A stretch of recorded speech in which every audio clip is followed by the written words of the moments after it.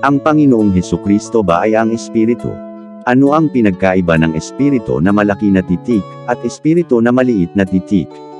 Unang Korinto Kapitulo 2 Versikulo 11. Sapagkat sino sa mga tao ang nakakakilala ng mga bagay ng tao, kundi ang Espiritu ng tao, na nasa kanya.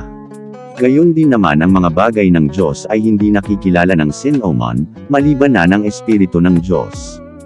Ang Diyos ay Espiritu, at ang mga sa Kanya ay nagsisisamba ay kinakailangang magsisamba sa Espiritu at sa katotohanan. Kung ang Diyos ay ang Espiritu, ito naman ang bumubuo sa Espiritu. Unang Juan Kapitulo 5 Versikulo 8. Sapagkat may tatlong nagpapatotoo, ang Espiritu, ang tubig, at ang dugo, at ang tatlo ay nagkakaisa. Ito yaong naparito sa pamamagitan ng tubig at dugo, sa makatuwid ay si Hesukristo, hindi sa tubig lamang, kundi sa tubig at sa dugo.